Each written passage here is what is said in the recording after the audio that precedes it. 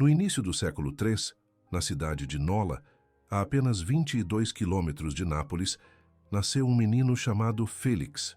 O nome significava feliz em latim, e ninguém naquela família poderia imaginar o quanto esse nome seria profético.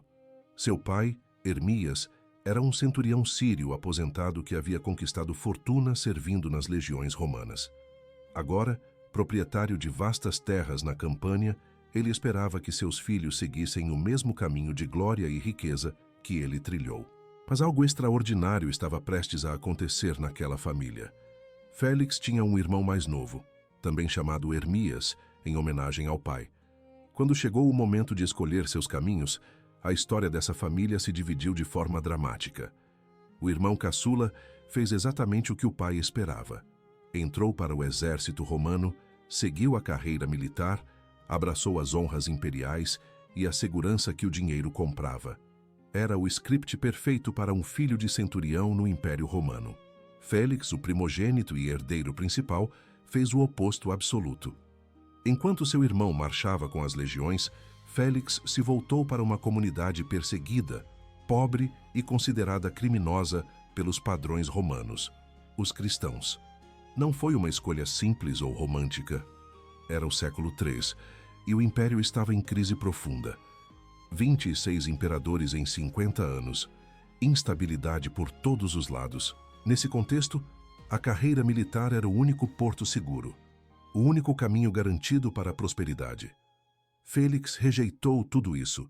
Registros históricos mostram que Félix se tornaria padroeiro contra mentiras e perjúrio, protetor daqueles que buscam a verdade, mesmo quando custa caro. Também é venerado como padroeiro das aranhas, dos animais domésticos e da própria cidade de Nola. Mas antes de entender esses patronatos, precisamos entender a escolha impossível que ele fez. Por que alguém jogaria fora uma fortuna inteira, uma posição social invejável e a aprovação familiar para seguir um caminho que poderia levá-lo à prisão ou à morte? A resposta a essa pergunta não está em lógica humana ou cálculo de risco. Está em algo que o mundo romano não conseguia compreender. A ideia de que verdadeira felicidade não vem do que você herda, mas do que você está disposto a renunciar. Félix carregava esse segredo no próprio nome. Enquanto seu irmão Hermias construía carreira e acumulava honras, Félix iniciava uma jornada que o levaria por caminhos que ninguém na família Hermias jamais imaginou. Uma jornada onde perder tudo seria o começo de ganhar algo que nem mesmo o Império Romano poderia oferecer. A tensão naquela casa devia ser palpável. Imagine o pai militar olhando para seus dois filhos. Um que o orgulhava seguindo suas pegadas, outro que o confundia rejeitando tudo pelo que ele havia lutado. Mas Félix havia encontrado algo que mudaria não apenas sua vida, mas o curso da história cristã nos séculos seguintes. E tudo começou com uma escolha que parecia loucura: trocar espadas por fé, segurança por perseguição, o visível pelo invisível. Félix cresceu em um ambiente de privilégio e expectativas claras. Como filho primogênito de um centurião aposentado, recebeu a educação típica da elite sírio-romana: preparo para a vida pública, conhecimento das leis do império e toda a formação necessária para assumir o papel de herdeiro. Seu pai, Hermias, havia construído um legado sólido através do serviço militar e agora possuía propriedades extensas na Campânia. O caminho de Félix parecia traçado desde o berço: administrar as terras, expandir a fortuna familiar, talvez até seguir carreira política ou militar, como tantos filhos de centuriões faziam. Mas algo inquietava o jovem Félix. Enquanto seu irmão caçula abraçava com entusiasmo as histórias militares do pai e sonhava com glória nas legiões, Félix demonstrava uma estranha atração por algo completamente diferente. Na Nola do século III, o cristianismo ainda era uma religião marginal, praticada em segredo, vista com desconfiança pelas autoridades. Não era o tipo de coisa que atraía filhos da elite romana. No entanto, Félix começou a frequentar discretamente as reuniões dos cristãos, ouvindo ensinamentos que contrastavam radicalmente com tudo o que ele conhecia. Era uma época de contradições profundas no Império. Os anos entre 220 e 240 foram marcados pela chamada crise do terceiro século. Imperadores subiam e caíam com velocidade alarmante. Fronteiras eram constantemente ameaçadas e a economia cambaleava.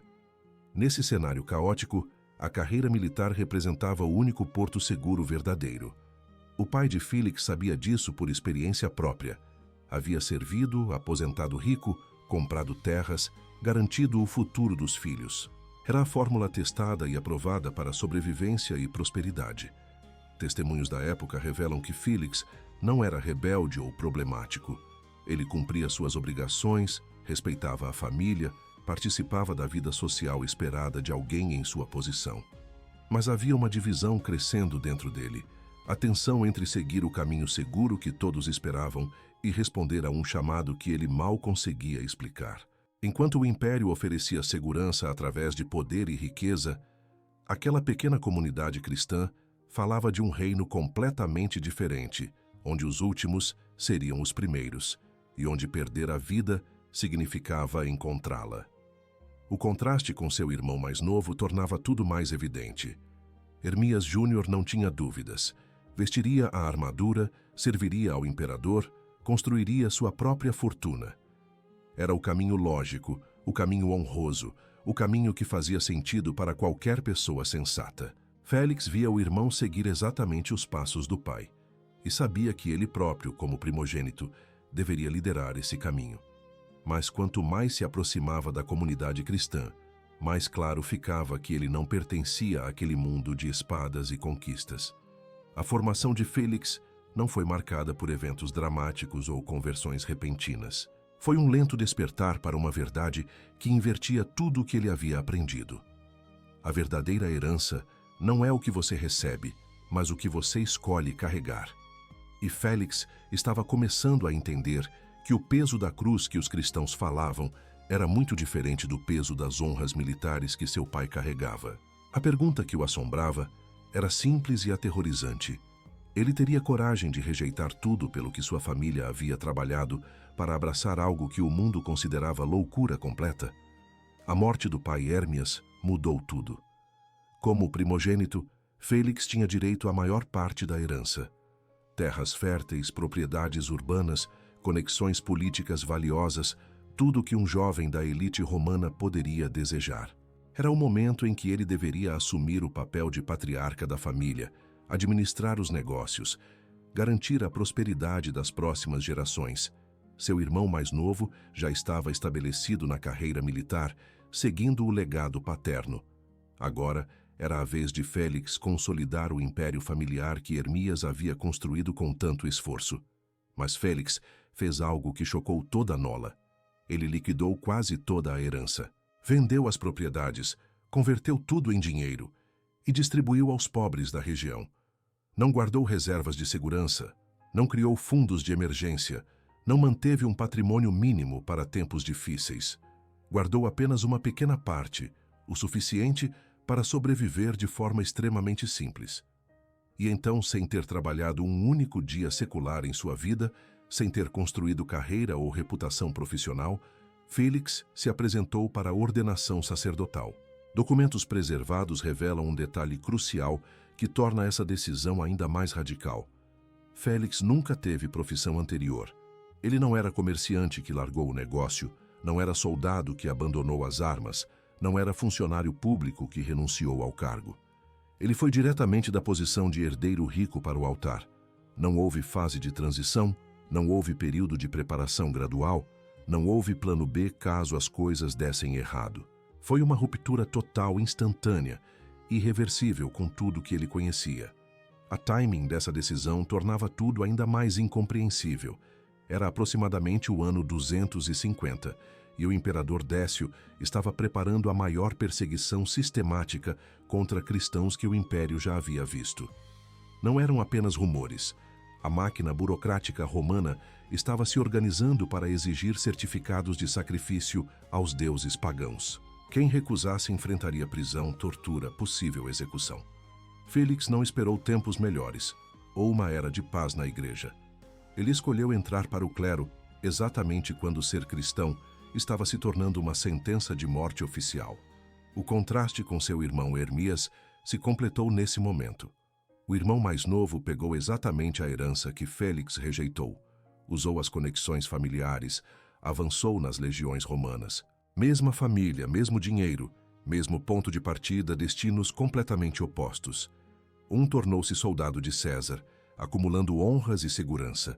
O outro tornou-se soldado de Cristo, acumulando riscos e incertezas. Félix era solteiro, sem família própria para sustentar, mas isso não tornava a escolha mais fácil, tornava ainda mais incompreensível. Por que alguém sem responsabilidades familiares jogaria fora tamanha segurança? A comunidade cristã de Nola recebeu Félix, mas muitos devem ter se perguntado se aquele jovem rico realmente entendia o que estava fazendo. Distribuir herança aos pobres era bonito em teoria, mas e quando a perseguição chegasse? E quando a fome batesse à porta? E quando não houvesse mais nada entre ele e a miséria absoluta? Félix não tinha respostas confortáveis para essas perguntas. Ele simplesmente havia descoberto um tesouro que o Império Romano não conseguia oferecer e estava disposto a vender tudo para comprá-lo. A verdadeira felicidade que seu nome prometia não estava nas terras que herdou, mas no reino pelo qual abriu mão de tudo.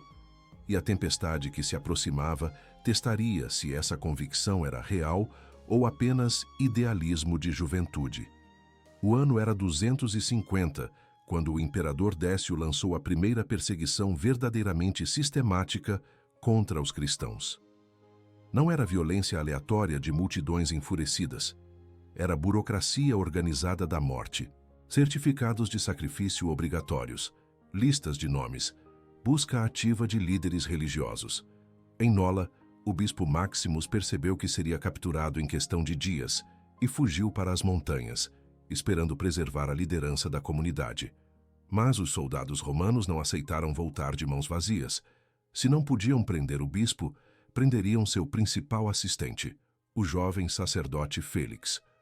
A prisão de Félix foi projetada para quebrar não apenas o corpo, mas a vontade. Relatos de testemunhas da época descrevem uma cela especialmente preparada, o chão inteiro coberto de cacos de vidro e fragmentos de cerâmica quebrada.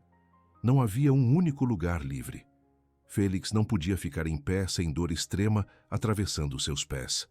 Não podia se deitar sem que os cacos perfurassem suas costas. Correntes pesadas o mantinham preso, forçando-o a uma posição impossível. Era tortura contínua, 24 horas por dia, sem alívio, sem escape. A intenção era clara: fazê-lo renunciar à fé ou morrer lentamente. Mas então, aconteceu algo que os guardas romanos nunca conseguiram explicar. Durante a noite, as correntes que prendiam Félix simplesmente caíram. As portas trancadas da prisão se abriram sozinhas.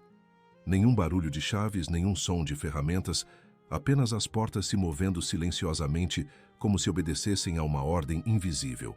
Félix, ferido e exausto, poderia ter corrido para longe de Nola, buscado refúgio em outra cidade, desaparecido nas montanhas. Mas ele tinha uma missão urgente. O bispo Maximus estava escondido no deserto, velho, doente, possivelmente morrendo de fome e sede. Félix atravessou a região procurando seu bispo até encontrá-lo quase inconsciente, incapaz de se mover sozinho. Carregou o homem idoso nas costas, ainda sangrando dos ferimentos da prisão, caminhando quilômetros até um lugar seguro. Alimentou-o, cuidou dele e manteve-o vivo. Mas os soldados romanos não haviam desistido. Patrulhas vasculhavam cada esquina de Nola procurando o sacerdote fugitivo. Félix precisava se esconder, e rápido. Encontrou um edifício em ruínas e se enfiou por uma abertura estreita, mal conseguindo caber dentro do espaço apertado. E foi então que aconteceu o milagre que tornaria Félix padroeiro das aranhas. Uma aranha comum, dessas que normalmente levam horas para tecer uma teia completa, começou a trabalhar sobre a entrada onde Félix se escondia. Mas não foi um processo normal. A teia apareceu instantaneamente, completa, fechada, sem buracos, como se tivesse semanas de idade. Quando os soldados chegaram e viram aquela teia perfeita cobrindo a entrada, concluíram o óbvio. Ninguém havia entrado ali recentemente. Passaram direto. Félix permaneceu escondido, protegido pela teia impossível de uma criatura minúscula que Deus usou para derrotar a máquina de guerra romana. Mas a história não terminou ali. Félix precisou se esconder novamente dias depois, e o milagre se repetiu. Outra aranha, outra teia instantânea, outra proteção sobrenatural. Por 6 meses, Félix viveu escondido em uma cisterna seca, saindo apenas à noite para ministrar aos cristãos perseguidos de Nola. O homem que havia sido torturado, que sangrara sobre cacos de vidro, que tinha todos os motivos para fugir e salvar a própria vida, escolheu ficar e servir sua comunidade no momento mais perigoso.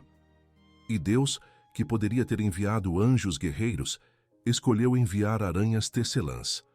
A mensagem era clara. O poder divino se manifesta justamente através do que o mundo considera fraco e insignificante. A perseguição de Décio eventualmente terminou quando o imperador morreu em batalha no ano 251. A igreja começou a sair das catacumbas, reorganizando sua liderança, reconstruindo comunidades que haviam sido devastadas. Em Nola, o bispo Maximus finalmente faleceu após anos de serviço fiel, e a comunidade precisava de um novo líder. A escolha parecia óbvia para absolutamente todos. Félix. Ele havia arriscado a vida para salvar o bispo anterior, sobreviver à tortura, ministrado durante os tempos mais perigosos e conquistara o respeito e amor de toda a comunidade cristã local. A unanimidade era impressionante. Não havia facções disputando poder, não havia candidatos alternativos, não havia politicagem eclesiástica. Ricos e pobres, jovens e velhos, todos queriam Félix como bispo. Era o reconhecimento natural de uma liderança que havia sido testada no fogo da perseguição. Félix tinha todas as qualificações: coragem comprovada, sabedoria espiritual, dedicação absoluta e o carisma que naturalmente atrai pessoas. Qualquer um em sua posição teria aceitado com gratidão. Afinal, ser escolhido unanimemente para liderar não é apenas uma honra, é praticamente um chamado de Deus manifestado através do povo. Mas Félix disse não, e a razão pela qual recusou deixou todos perplexos. Existia em Nola um sacerdote chamado Quintus, que havia sido ordenado 7 dias antes dele. Apenas 7 dias, 168 horas de diferença. Uma semana na vida de homens que serviam há anos.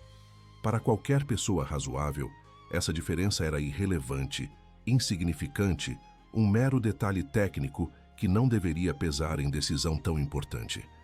Mas para Félix, aqueles 7 dias eram suficientes para tornar Quintus mais velho na ordem sacerdotal e, portanto, mais digno do bispado. Ninguém mais via as coisas dessa forma.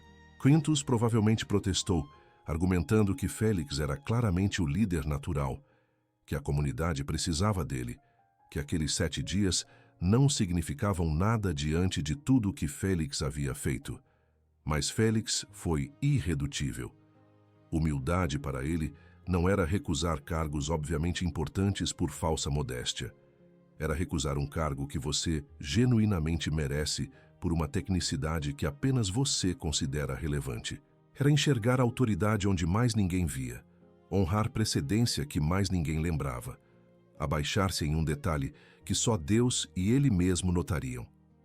Então Félix, o homem que todos queriam como bispo, tornou-se assistente de Quintus.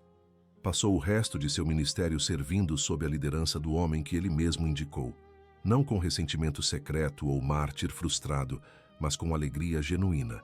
Ele havia entendido algo profundo sobre o reino de Deus. Grandeza não se mede pela posição que você ocupa, mas pela posição que você está disposto a não ocupar. Enquanto o mundo lutava por cada centímetro de poder e prestígio, Félix soltava voluntariamente o poder que já estava em suas mãos. Anos depois, essa história seria lembrada como um dos exemplos mais radicais de humildade cristã. Félix ministrou fielmente como sacerdote sob o bispo Quintus, cuidando dos pobres, ensinando a fé, fortalecendo a comunidade que tanto o amava. E descobriu que verdadeira felicidade, aquela que seu nome prometia, não estava em liderar multidões, mas em servir fielmente no lugar onde Deus o colocou. Você já recusou algo que era seu por direito porque alguém merecia minimamente mais? Ou você é do time que acredita que se é seu, é seu? Comente. Humildade radical é possível hoje ou Félix era simplesmente de outro mundo? Após a perseguição, o Império Romano devolveu propriedades confiscadas dos cristãos. Félix tinha direito legal de recuperar pelo menos parte das terras que sua família havia possuído. Eram propriedades valiosas que ele havia vendido e distribuído aos pobres antes da ordenação. Agora, com o clima político mudado, ele poderia reconstruir alguma segurança financeira, ter um patrimônio básico, garantir dignidade material na velhice. Qualquer pessoa sensata teria aceito. Mas Félix recusou recuperar um único palmo de terra que havia renunciado. Em vez disso, alugou 3 acres de terra árida e começou a cultivá-los com as próprias mãos. Um ex-herdeiro de fortuna, agora sacerdote fazendeiro, trabalhando sob o sol para produzir seu sustento básico. Não era romantismo ou performance espiritual. Era a vida real de um homem que havia feito uma escolha radical e estava vivendo suas consequências até o fim. Félix plantava, colhia, cuidava de pequenos animais e encontrava nesse trabalho humilde uma paz que palácios nunca poderiam oferecer. Mas o detalhe mais extraordinário da vida de Félix não estava no que ele não tinha, mas no que ele fazia com o pouco que possuía. Relatos de contemporâneos descrevem uma prática que ele manteve até seus últimos dias. Sempre que Félix tinha 2 de alguma coisa, 2 casacos, 2 túnicas, 2 pares de sandálias, ele invariavelmente dava o melhor aos pobres e ficava com o pior para si. Não dava o que sobrava, não dava o que estava desgastado, não dava o que ele não precisava mais. Dava exatamente o que ele preferia, o que estava em melhor condição, o que qualquer pessoa normal guardaria para si. Félix viveu até a idade avançada, trabalhando sua pequena fazenda, ministrando como sacerdote, praticando generosidade radical até seu último suspiro. Morreu no dia 14 de janeiro, aproximadamente no ano 260, não em martírio sangrento, mas em paz simples, rodeado pela comunidade que ele serviu fielmente por décadas. Seu corpo foi enterrado em Nola, e algo inesperado começou a acontecer. Seu túmulo se tornou um centro de peregrinação que atraiu multidões por séculos. Cerca de 150 anos após a morte de Félix, um senador romano chamado Paulino experimentou uma conversão radical que ecoava a história do próprio Félix. Paulino era rico, poderoso, tinha tudo que o mundo romano valorizava. Conheceu a história de Félix e ficou obcecado por ela. Vendeu suas propriedades, distribuiu aos pobres, tornou-se sacerdote e, eventualmente, bispo de Nola. Mas aqui está a parte mais incrível. Paulino, um senador que virou bispo, escolheu servir como porteiro em uma das 5 basílicas construídas ao redor do túmulo de Félix. Um homem da mais alta elite social, voluntariamente abrindo portas para peregrinos. Paulino escreveu 14 poemas anuais sobre Félix, celebrando sua vida no aniversário de sua morte. Nesses escritos, ele desenvolveu um dos primeiros conceitos teológicos de confessor da fé. Alguém que vive em estado de martírio constante, pronto para morrer a qualquer momento, mesmo que Deus não exija o sangue. Foi através de Félix que a Igreja começou a entender que disposição importa tanto quanto execução, que viver pronto para perder tudo é tão valioso quanto perder tudo de fato. O Papa Dámaso foi curado após peregrinação ao túmulo. Agostinho, Gregório de Tours, Beda Venerável, todos escreveram sobre o sacerdote fazendeiro que nunca quis ser bispo. E o legado mais poderoso de Félix não foi construído em palácios episcopais, mas em 3 acres de terra árida, cultivados com mãos calejadas de um homem que entendia que grandeza verdadeira se mede pelo que você recusa, não pelo que você conquista. A história de Félix nos ensina algo profundo sobre como Deus opera no mundo. Quando o Império Romano enviou suas legiões, sua burocracia da morte, suas prisões projetadas para a tortura, Deus não respondeu com exércitos angelicais ou manifestações de poder avassalador. Ele enviou uma aranha, uma criatura que pode ser esmagada com um dedo, que vive na margem da visibilidade humana, que o mundo considera insignificante, e essa aranha fez o que todas as legiões de Roma não conseguiram impedir. Protegeu um homem de fé e manteve viva a chama do Evangelho em Nola. Essa escolha divina não foi acidental. Ela revela um padrão que atravessa toda a Escritura e história da Igreja. Deus prefere usar o frágil para confundir o forte, o desprezado para envergonhar o poderoso, o improvável para realizar o impossível.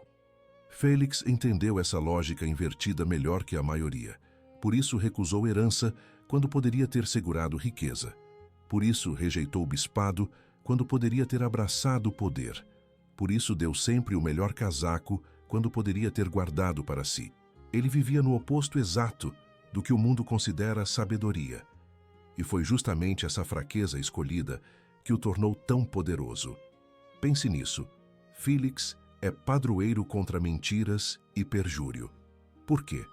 Porque enquanto o mundo romano inteiro mentia, comprando certificados falsos de sacrifício para escapar da perseguição, Félix recusou mentir mesmo quando isso significava prisão e sofrimento extremo. Ele pagou o preço absoluto pela verdade absoluta. Não há meio termo na vida de Félix. Não há compromisso estratégico. Não há até certo ponto. É tudo ou nada, sempre foi. Paulino de Nola, escrevendo séculos depois, usou Félix para definir um conceito revolucionário: o confessor da fé. Não é apenas quem derrama sangue em martírio público, mas quem vive em estado permanente de disposição para perder tudo. Félix não morreu executado, mas viveu cada dia como se a execução pudesse chegar. Sua vida inteira foi um martírio interior, uma morte diária ao mundo e suas seduções. Deus aceitou essa disposição como suficiente, porque o que importa não é apenas como você morre, mas como você vive pronto para morrer. A lição prática para nós é desconfortável. Vivemos em uma sociedade obcecada com autopromoção, acúmulo, segurança garantida, planos de contingência. Félix representa o oposto disso. Ele nos desafia a perguntar: e se felicidade verdadeira vier de despojar-se, não de acumular? E se força real estiver em recusar poder, não em conquistá-lo? E se Deus quiser usar justamente nossa fragilidade, não nossa impressionante capacidade? São perguntas que não têm respostas fáceis, porque exigem transformação radical de valores. O teste dos 2 casacos que Félix praticou a vida inteira não é metáfora bonita, é desafio concreto. Próxima vez que você tiver 2 versões de algo, 2 celulares, 2 pares de tênis, 2 opções de roupa, experimente dar o melhor, não o que sobra. Sinta o que acontece dentro de você quando precisa escolher ficar com o pior.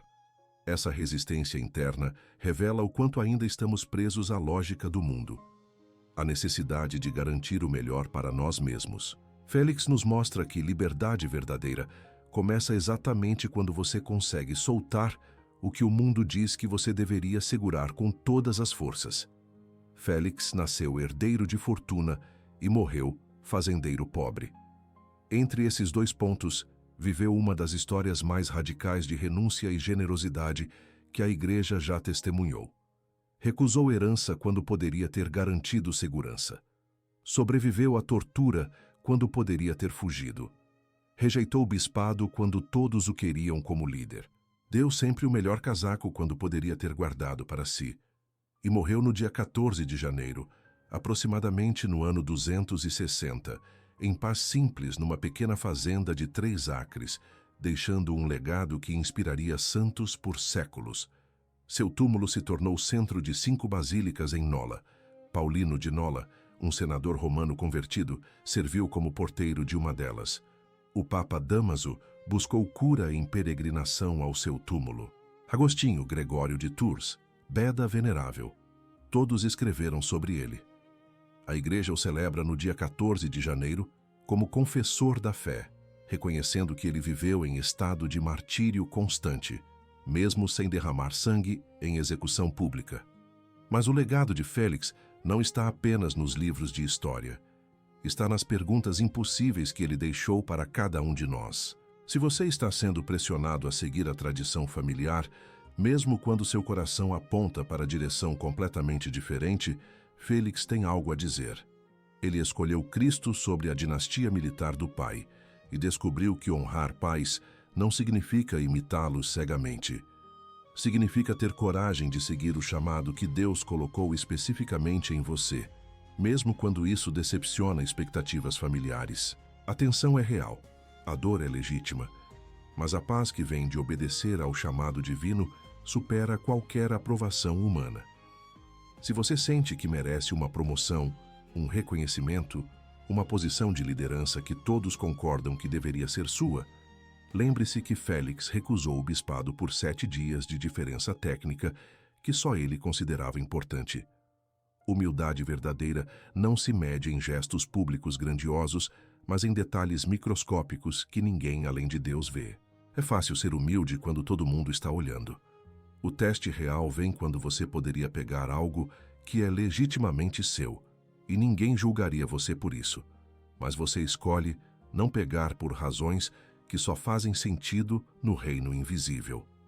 Se você vive em modo de sobrevivência, acumulando segurança porque o mundo ensina que você nunca tem o suficiente, Félix viveu o oposto absoluto. Ele escolheu pobreza voluntária, generosidade insana, recusa de toda garantia material numa época 1000 vezes mais instável que a nossa.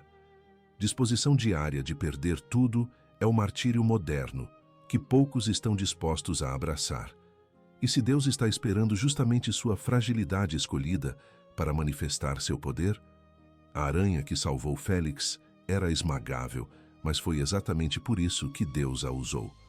Sua vulnerabilidade pode ser o canal perfeito para milagres que força nunca produziria. Viva o paradoxo de Félix. Seja feliz como o nome dele prometia, através de despojar-se como a vida dele provou. O mundo grita que você precisa acumular para ser feliz. Félix sussurra que você precisa soltar para ser livre. Experimento radical para essa semana. Identifique uma coisa que você tem duplicada, qualquer coisa. Dê a melhor versão para alguém que precisa mais. Não o que sobra, não o que está velho, mas exatamente o que você preferiria ficar. Depois comente. O que foi mais difícil? Escolher o que dar ou escolher dar o melhor? Félix não foi feliz apesar de despojar-se. Foi feliz porque despojou-se. E esse segredo, simples e aterrorizante, continua esperando por quem tem coragem de testá-lo na própria vida.